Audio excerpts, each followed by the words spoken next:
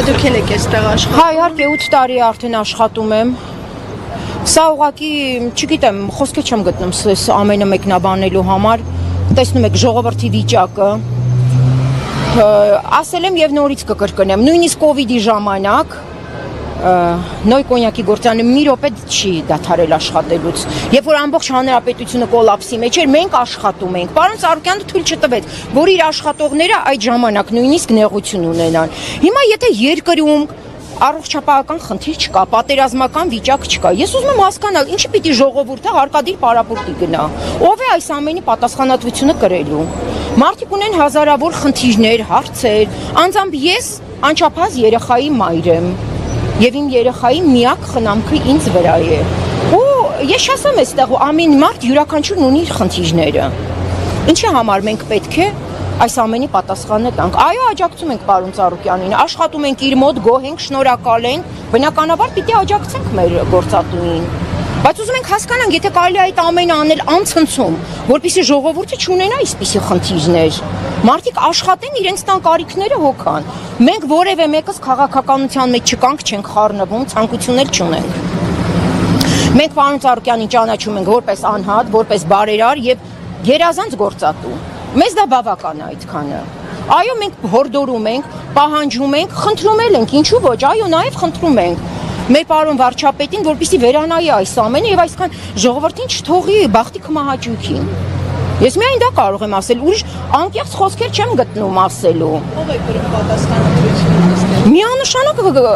պետությունը, ով պիտի կրի այս ամենի պատասխանատվությունը։ Իհարկե, մեզ մեր գործատուն չի նստացրել տանը։ Մենք մեր գործատուի հետ խնդիր չունենք, սա պետական մակարդակով այս ամենը արվում։ Ուզում ենք հասկանանք ինչի համար։ Ինչով եք պայմանավորում, ինչի վրա կարող։ Ես քաղաքական մեկնաբանություններ չեմ տա, ես երբևէ չեմ եղել քաղաքականության մեջ, չեմ էլ ուզում որևէ ինչ-որ ավելնորդ բան ասել, դա համապատասխան մարմինները, դա իրենց գործն է, թող իրենք զբաղվեն դրանով։ Մենք պարզապես այստեղ պահանջատեր ենք, այո, պահանջատեր ենք մեր աշխատանքի համար, բոլորը միահամուռ կերպով խնդրում են, պահանջում են, այո, հորդորում են, որպեսզի թույլ տան մեր աշխատանքը բնականon հունով գնա, մեր խնդրանքը պահանջը դա է։ Վայ, շատ ենք, երևի 700 հոգի կլինենք մենք։ Դուք հասկանում եք այդ բոլորի ընտանեկան հիմա եւ իրենց հոգեկան եւ ֆինանսական կարգավիճակները։ Մեկ շաբաթ է մենք այս վիճակում ենք եւ դեռ անորոշ է որքան սա կտևի։ Ես չգիտեմ, ասեք։ Մի հարց տա։ Ասեք, ես գոնե աշխատավարձեր հասցրել եք ստանալ ես։ Այո, աշխատավարձ հասցրել ենք ստանալ, որովհետև մեր աշխատավարձները երբեք խնդիր չի եղել, մենք ժամանակին կարողացել ենք ստանալ, բայց հիմա մեզ հետաքրքրում է արդեն այս չաշխատած օրերի, ով պետք է վճարի մեզ։ Դա արդեն լուրջ խնդիր է մեր բոլորի համար։ Բոլորի, այստեղ տեսնում եք մարդիկ, ամեն մեկն ունի իր խնդրով է եկել։ Արդեն քանի օր է, 10 օր։ Ոչ, անցյալ 2 շաբթի օրվանից ուղիղ 1 շաբաթ է մենք այս վիճակում ենք, անորոշ, անհասկանալի, չենք հասկանում ինչ է կատարվում։ Եվ դեռ չգիտենք ինչ է լինելու։ Այ ամենացավալին դա է։ Իսկ քանի աշխատող։ Շատ են, երևի 700 հոգի կլինեն, էլի, այդպես հստակ չեմ կարող ասել, բայց բավականին շատ են։ Հիմա խնդրում ենք, պահանջում ենք, այո, թող թույլ տան մենք աշխատենք, մնացած պետական մարմինները իրենց գործը էլի թող կատարեն, մենք դեմ չենք, մենք իրավասու չենք որևէ հարց լուծելու կամ ասելու, բայց սրան էլ ձև կա, սահման կա, այս ամենը պետք է ցիվիլ կուլտուրական ձևով արվի, ոչ պես պարզապես զմռսել եւ ժողովրդին թույլ չտալ, որպեսզի ներս մտնեն։ Իսկ այդ օրվա իրադարձությունները կհիշեք, ուղղակի տենց եկան, փակեցին։ Ես առավոտյան ժամը 7:30 եղել եմ գործարանի դիմաց, արդեն բազմությունը մարդիկ կային, ներս չէին թողնում, այո, իրավապահ մարմինները ներսում էին, թույլ չեն տալիս ներս մտնենք, մենք ժամեր շարունակ այստեղ կանգնեցինք։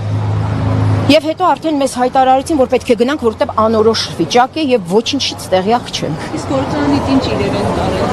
Ես չեմ կարող ոչինչ նման մեկնաբանություններ տալ, մեզ թույլ չեն տվել ներս մտնել եւ դա մեր մասով չի, ես ոչինչ տեղյակ էլ չեմ անկեղծ ասած, որ որևէ բան ձեզ կարողանամ մեկնաբանել կամ ասել։ Ներկանանք ու որ բաժնում եք աշխատում։ Ես շշալցման արտադրամասում եմ։ Ձեր անունը։ Գայանե Իսպիրյան։ Շնորհակալություն։ Կապված խնդիրներ չի առաջանա, երբ որ երկար